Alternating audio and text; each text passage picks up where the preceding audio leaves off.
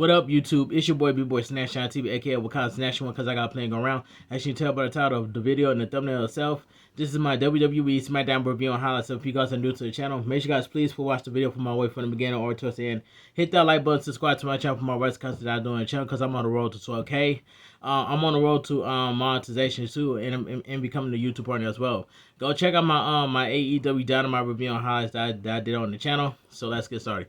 Now, WWE Smackdown was a decent show, and yeah, it was just like a it was just a in my opinion, it was a decent show, and I give it a 7 out of 10. All right, without further ado, let's get started. WWE Smackdown was live from MVP Arena in Albany, New York City.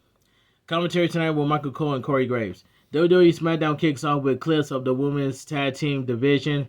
We see Lash appearing on SmackDown and attacking Alexa Bliss and the Kabuki Warriors, becoming the new tag team champions.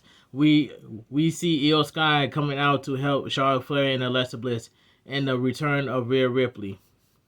Live on SmackDown, Rhea Ripley music hits and she comes to the ring with Io Sky. Rhea Ripley says that since she's been out with a broken nose, the Kabuki Warriors have been causing a bit of chaos.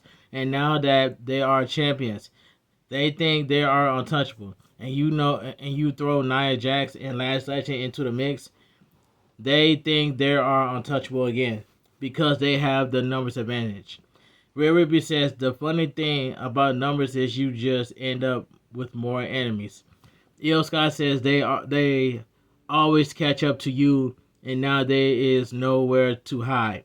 War Games. Rhea Ripley says they are not going in alone, and she introduced two of their teammates, Charlotte Flair and Alexa Bliss. Charlotte Flair music hits and out they come. The four of them hug in the ring, and Alexa Bliss says that the Kabuki Warriors want to play dirty. That's fine. Nia Jax and Lash want to get involved. Great. She says her team will be the ones to end it all. Alexa Bliss says the second Rhea Ripley said War Games, she knew they were win. Charlotte Flair says she can't do this. She can't pretend anymore. Charlotte Flair tells Rhea Ripley that she does not like her and does not like her. She does not trust her, and she thinks she is a snake. But Rhea Ripley probably doesn't like her, trust her, and she thinks she is a snake. She doesn't blame her. There is too much history, too much bad blood, and just because they have the same enemy, it doesn't change that. She can't look past it. She says Alexa Bliss is her friend, and she trusts her, but to count her out. Charlotte Flair leaves the ring as Alexa Bliss tries to stop her. Charlotte Flair heads to the back as Alexa Bliss, Rhea Ripley, and Io Sky look confused. We cut to Michael Cole and Corey Graves, who go through the card for the night. Jey Uso music hits as he comes through the crowd and down to the arena. That was a surprising opening segment. It wasn't a fun of them all hugging, but Charlotte Flair saying she doesn't trust Rhea Ripley and being out of War Games was surprising. I can see them having War Games 4 against 3, and Charlotte Flair making the surprise return and save SmackDown. Commercial break. The last time is now tournament. Jey Uso versus The Miz. And in my honest opinion, I ain't gonna lie. I am so I ain't gonna lie. This was a pretty good match, but everybody wants The Miz to win. What you think was gonna happen? Jey Uso beat The Miz clean, and that's all I gotta say. But like I said, y'all wanted The Miz to win. But like I said, this match was pretty good for what it was. The bell rings and we are underway. Miz with right hands, but Jey Uso with an elbow and a right hand. Jey Uso to the ropes, but Miz with a knee takes Jey Uso down. Miz with a left hand and Jey Uso is down in the corner. Miz runs towards Jey Uso, but Jey Uso with a kick to the side of the head. Jey Uso for a right hand. Miz goes for a skull crushing finale. Jey Uso gets out of it. Jey Uso goes for a super kick. Miz ducks and Jey clotheslines him to the outside of the ring. Jey Uso with a suicide dive onto the Miz on the outside. Commercial break. Back from commercial, the Miz with the double knees to the face, followed by a spike DDT. He goes for the cover, but Jey Uso kicks out. Miz with the it kick. He goes for another kick, but Jey Uso ducks and Jey Uso with a back suplex. He goes for the cover, but the Miz kicks out. Jey Uso goes for a hip attack in the corner, but Miz shoves out of the way. Miz with a shoulder tackle, followed by a slam. Miz with the "You Can't See Me," and he lands the 5-knuckle shuffle. Miz goes for the AA, but Jey Uso lands on his feet. He pushes Miz to the ropes, and Jey Uso with a super kick. Jey Uso goes for a Samoan drop. Miz lands on his feet and lands a skull crusher finale. Miz goes for the cover, but Jey Uso kicks out. Miz plays Jey Uso on the top rope and Miz on the second rope. He goes for the skull crusher finale, but Jey Uso with elbows. Jey Uso gets Miz on his shoulders and he drops Miz face first onto the top rope. Jey Uso with a spear. Jey Uso climbs the top rope and he lands the Uso splash. He goes for the cover and gets the pin. The winner of the match, Jey Uso. This was a pretty good match between The Miz and Jey Uso. But I told y'all that Jey Uso was gonna win. There was a mixed chant reactions from Jey Uso and The Miz. But I don't know why certain people are hating on Jey Uso. But it is what it is. This was a pretty good match between The Miz and Jey Uso. Alright, let me take a sip of my water. Alright. We cut to the back and Ilya Dragunov is with Nick Aldis. In comes DIY. And Ciampa tells Nick Aldis that he hopes Nick Aldis has explained the open challenge rules to Ilya Dragunov. Ciampa says the only Jack he sees is Ilya Dragunov, as he keeps denying him an opening challenge. Nick Aldis says they were just discussing that. Ilya Dragunov says they took on a legacy of the U.S. Open Challenge. He promised to do things the right way, and the right way means not giving the opportunities to Jack He says there is nothing horrible about Ciampa, and tonight he is giving the opportunity to someone who fights with honor and someone he respected. In comes Fraxium, and Axiom shakes his hand. But here's one thing. I do not like how they booked Ilya Dragunov to deny Ciampa. So you mean to tell me that when Sami Zayn and John Cena did an open challenge, they had opportunities, but when Dragunov does it, gives the open challenge, but you're going to deny Tommaso Ciampa? That's disrespectful. You know what I'm saying? That's disrespectful in my own opinion. But give Tommaso Ciampa an opportunity. That's all I gotta say. Alright. Nick Aldis walks away and sees Paul Heyman with Bronson Reed. Paul Heyman says he needs to talk to him for a minute. This was a surprise open segment. It wasn't a fan of them all hugging Charlotte, but Charlotte Flair saying she doesn't trust Rhea Ripley, but being out of War Games was surprising. I can see them having War Games 4 against 3, and Charlotte Flair making a surprise return and save SmackDown. Commercial break. A video of John Cena airs where he talks about how he trained in Orange County when becoming a wrestler. Back from commercial, Nick Aldis is on the phone and asks for security. He asks Paul Heyman what he can do for him. Paul Heyman says he has the War Games agreement and says that he is allowed to take any WWE superstar under any brand. Nick Aldis says any talent across all brands. Yes. He asks Paul Heyman unless there is anything else to discuss. He would like to ask them both kindly to leave. In comes security and Cody Rhodes. Paul Heyman calls him the Golden Goose. Cody Rhodes asks Paul Heyman what he wants to talk about, and Paul Heyman says he wants to talk about Cody Rhodes getting involved in Vision's problems on Monday. Cody Rhodes says Paul Heyman put his friends through the fire, meaning he was next in the flames. But this is Friday, and he raised the title in the air. He looks at Bronson Reed and says, if you are not ready to fight, you can leave. Bronson Reed says he can fight. Cody Rhodes tells Nick Aldis that he wants a match against him tonight. Paul Heyman asks why not make it a title match. Cody Rhodes tells Nick Aldis to book it. Nick Aldis says it is official. Cody Rhodes against Bronson Reed for the title. Alright, United States Open Challenge. Eli Dragunov versus Axiom. This was the match of the night right here. But they should have added Tommaso Ciampa to the match. But this was the match of the night right here. Eli Dragunov versus Axiom. This was the match of the night right here. The bell rings round underway. Both men with reversals. Eli Dragunov with a shoulder tackle. He goes for the cover, but Axiom kicks out. Eli Dragunov with a forearm to the face and Axiom with a forearm. Eli Dragunov with a kick to the face. He goes for a right hand, but Axiom with an armbar. Axiom gets him in a triangle, but Eli Dragunov gets to his feet and out of it. Axiom with a chop, but Axiom with a drop kick. Axiom with a kick, and Eli Dragunov falls to the outside of the ring. Axiom gets on the top rope, but Eli Dragunov trips him up. Eli Dragunov with a chop to the chest, but Axiom with a kick. Eli with a headbutt, and Axiom falls onto the mat.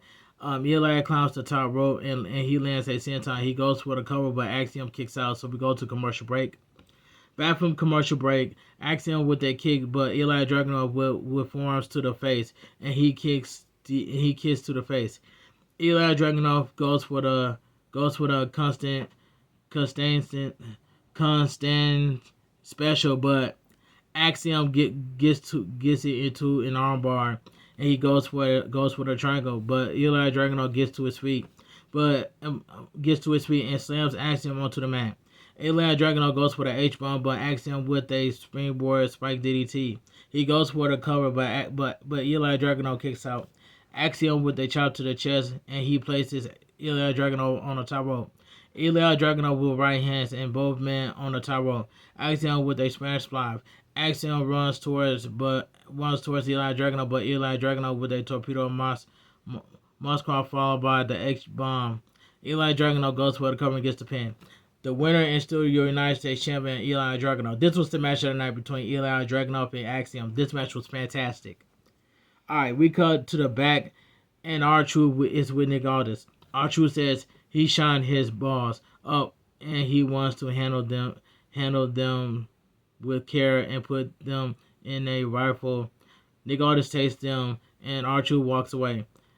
In comes Chelsea Green, and she asks him why she didn't get power when she won the United States title last week. She asks him when her United States Championship celebration will take place. She asks for it next week with power. Nick Aldis tells her she can make that work and give her R-Truth rapple balls and walks away. That backstage segment with R-Truth was funny. A fun match with the United States Championship that spiked the DDT from Axiom was crazy to see. Eli Dragunov has been taking some crazy bumps in this match too. #Smackdown. Commercial break. Back from commercial, we see clips of what happened during the commercial break. Ciampa hit Axiom from behind, but out comes Nathan Frazier to help Axiom. Sami Zayn music hits, and now he comes to the ring. Sami Zayn says that since he came to SmackDown, there have been some high and some lows.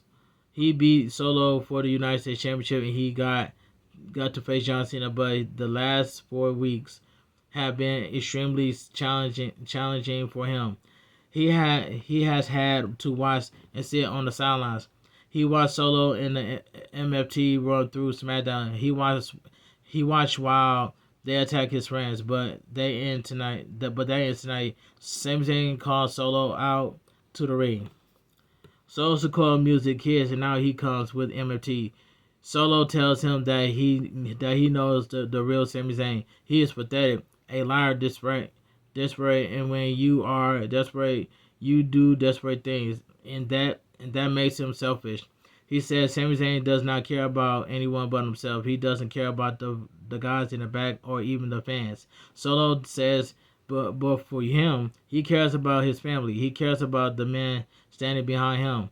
Their loyalty to him, unlike Sami Zayn, he knows nothing about loyalty when it comes to family. He tells Sami Zayn he better watch who he is talking to before he gets in the ring and whoops his you-know-what. Solo says Sami Zayn is still wounded, and Solo snaps his fingers. the MLT gets on the ring apron. Solo says this can end very bad for him. He can drop him right now where he stands, but he won't. He will wait until he is medically clear, and once he is, Solo is coming for him. Sami Zayn says the good news for Solo. Sami Zayn says the good news for Solo is he won't have to wait very long because as of tonight he is officially medically clear, and he tells Solo if he wants to do something about it, to do something about it right now. Sami Zayn tells him that if he does, Sami Zayn does not come along. Out comes Shinsuke Nakamura and the Motor City Machine Guns and Ray Fence behind the MFTs, and they attack them. In the ring, Sami Zayn with right hands on Solo. Sami Zayn for the Haluva kick, but Tala Tonga pulls Solo to the outside of the ring. JC Mattel, Tama Tonga, and Tonga lower attack Sami Zayn from behind, but in comes Nakamura and Motor City Machine Guns and Ray Fence, who help Sami Zayn. The MFT are throwing to the outside of the ring. Ray Fence with a tornado smash onto the MFT. We cut to the back, and Cody Rhodes is warming up. In comes Jey Uso, who gives him a hug. Jey Uso tells him he has his back tonight, and in comes Jimmy Uso. He tells Cody Rhodes that he has his back too, and he spoke to CM Punk earlier, and he says at War Games to count him in. But what happened to a 5-on-5 Survivor Series elimination match? What happened to that? And Showstopper TV will say that in his live stream. So shout out to Showstopper TV for saying that on his live stream. What happened to the Survivor Series 5-on-5 elimination match? Can you guys bring that back, please? Please bring that back, man. I wish that would come back. But anyway, Sami Zayn is back, and I think Sami Zayn is back, and I think they do the traditional Survivor Series elimination match. Only thing is they don't have the Y6 involved, and they were kind of in a program with Soul Score and MLT #Smackdown. But I'm glad they didn't say War Games. Thank God. Back from commercial break, Solo is backstage with Nick Aldis. He tells Nick Aldis that he wants Solo, and Nick Aldis says that in 2 weeks before War Games, him and MLT can take on Sami Zayn. The Motor City Machine Guns and Shinsuke Nakamura and Ray Fence in a traditional 5-on-5 Survivor Series elimination match. Thank you. Thank God. Thank God they didn't mention War Games. Thank you. A 5-on-5 Survivor Series elimination match. Thank you. Thank you. Out comes LA Knight for his match. LA Knight stands in the ring, and Zack Ryder's music hits. I was so happy to see Zack Ryder last night on SmackDown, but let me take a sip of my water.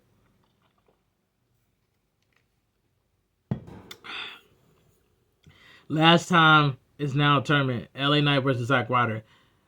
I can't believe that Zack Ryder came back to lose to LA Knight, but this was a decent match. What it was. The bell rings were underway. Zack Ryder rolls LA Knight up, but LA Knight kicks out. LA Knight with the armbar followed by a waist lock, but Zack Ryder gets out of it. Zack Ryder throws LA Knight to the outside of the ring. So we go to commercial break. Back from commercial break, LA Knight with a back body drop, Zack Ryder on the ring apron, and he hits LA Knight with the right hand. He goes for a suplex, but LA Knight throws Zack Ryder back into the ring. LA Knight with right hands, followed by a clothesline.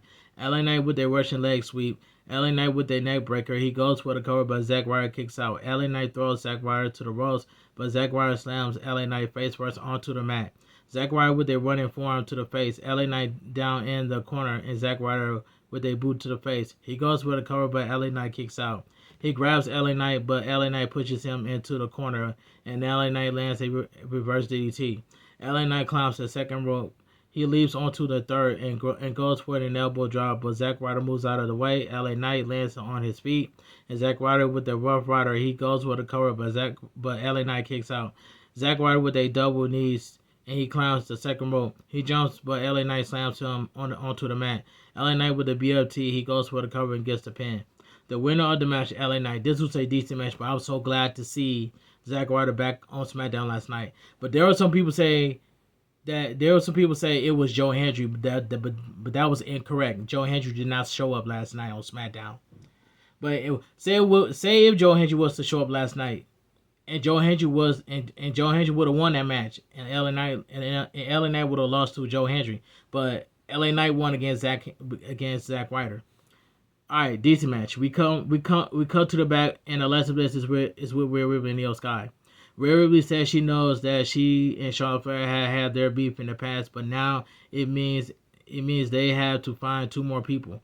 Io Sky speaks in Japanese and comes to Kabuki words and not just who attack them. In comes Lash at the end, who hits Rhea Ripley with right hands and throws Io Sky into the WWE equipment.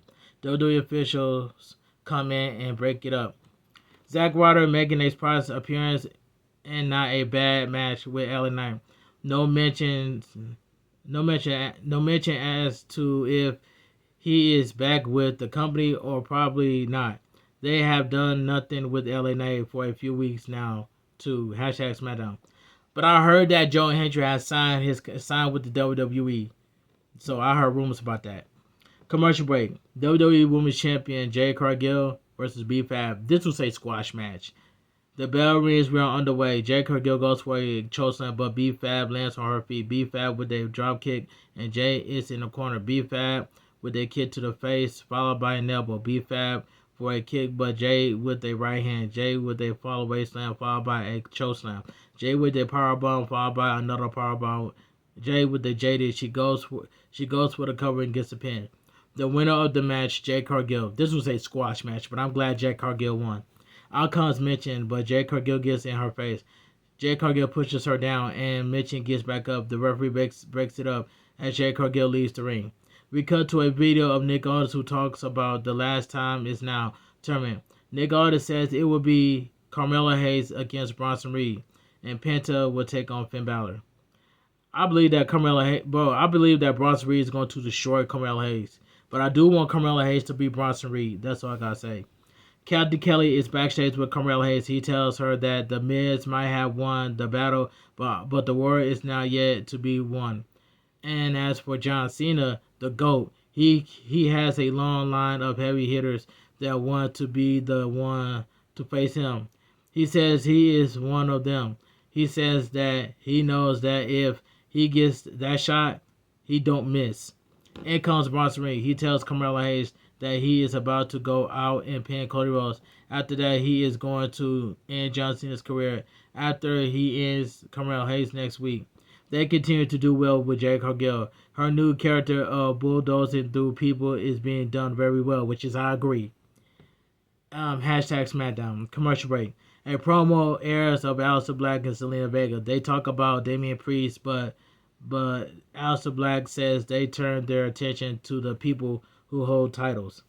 This gives me that Karrion Kross and Scarlett vibes right here between Zelina Vega and Aleister Black. But I wish Lola Vice will be called up to the main roster on SmackDown, so Lola Vice and Damian Priest can take on Zelina Vega and Aleister Black. That'd be a tag team match that I want to see between Damian Priest and Lola Vice versus Aleister Black and Zelina Vega. Alright, so we get the main event of the undisputed WWE Champion Cody Rhodes versus Bronson Reed accompanied by Paul Heyman. And I already knew that this match ends by disqualification. Alright, the bell rings, we are underway. Cody Rhodes with right hands, but Bronson Reed with a splash followed by an elbow. He goes for the cover, but Cody Rhodes kicks out. Cody Rhodes rolls to the outside of the ring, and Bronson Reed with a shoulder tackle. Commercial break. Back from commercial, Cody Rhodes with a disaster kick, but Cody Rhodes goes for the bionic elbow, but Bronson Reed with a jagged edge. Excuse me. He goes for the cover, but Bronson Reed kicks out. Bronson Reed goes for the tsunami, but Cody Rhodes moves out of the way. Cody Rhodes with the Cody Cutter. He goes for the cover, but Bronson Reed kicks out. Bronson Reed rolls to the outside of the ring, and Cody Rhodes goes for a suicide dive, but Bronson Reed with the right hand. Cody rolls to the outside of the ring, and Bronson Reed runs towards Cody Rhodes, but Cody Rhodes throws Bronson Reed into the timekeeper's area. Cody Rhodes clears the announcer table, and he turns around, and comes Braun Breaker, who hits Cody Rhodes with a shoulder tackle. The winner by disqualification, Cody Rhodes. Logan Paul with right hands onto Cody Rhodes, and he throws Cody Rhodes into the ring. Jey Uso music hits, and out he comes. The Usos both team fight, and the Usos super kick Braun Breaker and Logan Paul. They hit Logan Paul with the 1D. Jimmy Uso goes to the outside of the ring, and he grabs a table. Jey Uso places the table in the ring. Logan Paul is placed on the table. The Usos climb the top rope. Out comes Drew McIntyre and he pushes Jimmy Uso off the top rope. He hits Jey Uso with their headbutt. Out comes Nick Aldis and he is arguing with Paul Heyman. And Paul Heyman tells him anybody. Drew McIntyre places the table in a corner. Jey Uso hits Drew McIntyre with a super kick. Jey Uso goes for the spear, but Drew McIntyre with a knee to the face, and Braun Breaker spears Jey Uso through the table. Logan Paul with their right hand onto Jimmy Uso. Logan Paul and Drew McIntyre smile, and Cody Rhodes hits Logan Paul with their right hand, but Drew McIntyre hits Cody Rhodes with the Claymore kick. Drew McIntyre places Cody Rhodes under the turnbuckle, and Bronson Reed with the tsunami onto Cody Rhodes. Paul Heyman gets on the ring apron, and he gives Drew McIntyre the contract. Drew McIntyre shakes Paul Heyman's hand, and they stay in the ring as SmackDown goes off the air. So, Nick Aldis suspends Drew McIntyre from SmackDown, but Drew McIntyre is not suspended on Raw. So Drew McIntyre signs the contract, but like I said, Nick Aldis suspends Drew McIntyre from SmackDown because Drew McIntyre put his hands on the official referee. But Drew McIntyre is not suspended on Raw, so I think Drew McIntyre is going to be on Raw. So it is what it is. This was a fun ending. I love the fun ending. A fun ending to SmackDown. I like that Drew McIntyre is with the vision for War Games. He hates everyone on the other team. It makes sense. A pretty fun SmackDown, and it finally feels like Survivor Series is starting to take shape. The Women's War Games is not as clear as while I'm sure they can do War Games that does not involve the Usos. The Vision's team actually looks strong and just throw together. So in my opinion, they need Roman Reigns for the War Games. So they got the Usos, CM Punk, and they need Roman Reigns. That's about it. But next week on SmackDown, they're going to do a 5-on-5 tag team match. But I'm glad it's not War Games. Thank God. SmackDown was good. So SmackDown is 80.6%, and the thumbs down says 19.4%. So SmackDown was in my opinion, SmackDown was even though I said SmackDown was a decent show, but I got to change my mind from a decent show to a good show. So SmackDown was a good show for what it was, and that's all I gotta say. And WWE Smackdown goes off the air. If you guys enjoy my WWE Smackdown review on highlights, make sure you guys please watch the video from all the way from the beginning all the way towards the end. Hit that thumbs up, subscribe to my channel for more ways of content that I do on the channel, because I'm on the road to 12K and become a YouTube partner and the road to monetization. But Smackdown was a good show for what it was, even though I said it was a decent show, but I changed my mind, so I switched up from a decent show to a good show. And that's all I gotta say, and I give that show a 7 out of 10. I want you guys to have a great weekend, stay safe and always stay positive. And I am gonna have an upcoming world premiere tonight at 5 o'clock a.m. on YouTube for my WWE Smackdown review and highlights. Have a great weekend, stay safe and always stay positive. KFG crew, KFG Kings, KFG Club, Too Sweet. I'm out of here. Gang. Mwah. Bang. Too Sweet. Gang.